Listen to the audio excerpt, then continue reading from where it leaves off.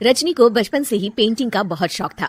वो हमेशा से ही पेंटर बनना चाहती थी, पर उसके माँ और पिताजी ने उसको कभी भी इस चीज के लिए सपोर्ट नहीं किया और उसकी शादी नीरव से हो गई। नीरव रजनी को बहुत प्यार करता था, पर रजनी हमेशा चुपचाप ही रहती। वो इस शादी से खुश नहीं थी।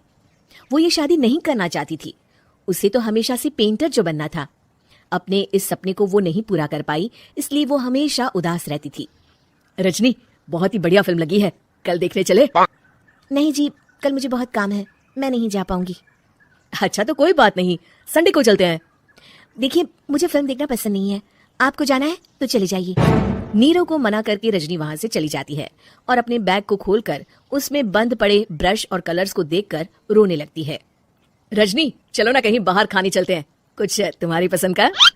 जी मुझे नहीं जाना, मेरी तबीयत ठीक नहीं है। रजनी वहां से चली जाती है। नीरव को समझ नहीं आता कि रजनी उससे इतना दूर क्यों रहती है। वो जब भी उसके साथ वक्त बिताना चाहता है, रजनी कोई ना कोई बहाना बना देती है। एक दिन घर पर कोई नहीं था। रजनी घर का सारा काम जल्दी से खत्म कर लेती है। घर पर अकेले होने के कारण वो सोचती है कि वो आज पेंटिंग करेगी। वो अपने कमरे में जाकर पेंट ब्रशेस और कलर्स निकालकर जैसे ही कलर मिक्स कर रही होती है कि दरवाजे पर बेल बज जाती है। अब कौन आ गया इस वक्त? इतनी मुश्किल से तो मुझे पेंट करने का मौका मिला है। रजनी दरवाजा खोलती है तो उसकी सास अपनी सहेलियों के साथ खड़ी होती है और सब घर के अंदर आ जाते हैं। अरे बहू, सबको शरबत बनाकर पिला दे, बाहर तो बड़ी गर्मी है। जी। रजनी पेंट ना कर पाने से उदास हो जाती है। उसे गुस्सा भी आ रहा होता है कि उसने इस शादी के लिए हाँ क्यों कह दी। वो रसोई में जा रही होती है कि उसकी सास उसे रोकती है।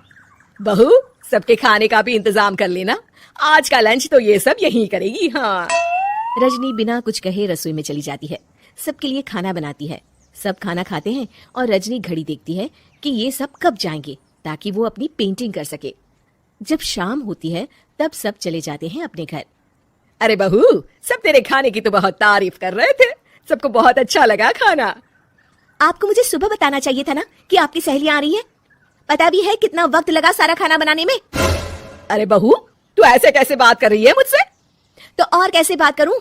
मैं इस घर की कोई नौकरानी नहीं हूं कि इतना काम करूंगी। रजनी अपने कमरे में जाकर दरवाजा बंद कर लेती है। शाम को जब नीरव आता है तो उसकी माँ उसे पूरी घटना के बारे में बताती है। क्या रजनी ने आपसे इस तरह बात की माँ? हाँ, और पता नहीं उसे क्या हो गया है, शाम से बाहर भी नहीं आई है। मैंने तो कई बार आवाज दी, खाना भी नहीं खाया उसने। तू ही बात करके देख ले बेटा। नीरव अपने कमरे का दरवाजा खटखटाता है। रजनी, दरवाजा खोलो, मैं हूँ। रजनी दरवाजा खोलती है और फिर वापस जाकर अपने बिस्तर पर लेट जाती है। रजनी, माँ से बात करने का ये क्या तरीका है? मैंने कोई गलत बात नहीं की है। अरे तुम क्यों ऐसे बर्ताव कर रही हो सबके साथ? क्या तुम इस शादी से खुश नहीं हो? रजनी कुछ नहीं बोलती। अरे बताओ मुझे रजनी, क्या ये शादी तुम्हारी मर्जी के खिलाफ हुई है? हाँ, मैं ये शादी कभी नहीं करना चाहती थी। तुमसे क्या, मैं किसी से भी शादी नहीं करना चाहती थी। रजनी रोने लगती है। चुप हो जाओ रजनी, बताओ मुझे, तुम क्यों नहीं करना चाहती थी शादी? रजनी बेड के नीचे से अपने पेंटिंग्स, कलर्स, ब्रश, पेपर्स निकालती है। इतने में उसकी सास भी कमरे में आ जाती है। ये देख रहे हो, ये थे मेरे सपने। मैं पेंटर बनना चाहती थी, पर माँ पापा ने कभी सपोर्ट नहीं किया और मेरी शादी करवा दी। मेरे सारे सपने टूट गए। हर वक्त बस गुस्सा आता रहता है मुझे। मैं जानती हूँ कि आप लोगों की इसमें कोई गलती नहीं है, पर मैं क्या करूँ, मुझे समझ में नहीं आता। रजनी फूट फूट कर रोने लगती है। मुझे माफ कर दीजिए, आप दोनों के साथ मैं बहुत बुरा बर्ताव कर रही हूँ।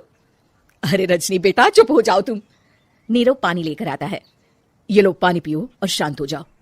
रजनी पानी पीती है और उसकी सास पेंटिंग्स देख रही होती है। अरे नीरव, हमें तो पता ही नहीं था कि हमारी बहू कलाकार है।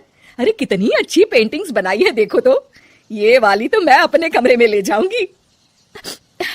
आपको ये पेंटिंग्स अच्छी लगी? अच्छी नहीं, बहुत अच्छी लगी। और तुमने हमें बताया क्यों नहीं? तुम जब चाहे पेंटिंग कर सकती हो रजनी। हम तुम्हारे सपनों को पूरा करने में तुम्हारा पूरा साथ देंगे। हाँ बेटा, हम कला की कद्र करते हैं। हम कलाकार तो नहीं, पर मुझे गर्व है कि मेरी बहू एक कलाकार है। रजनी, नीरव और सास तीनों हंस पड़ते हैं।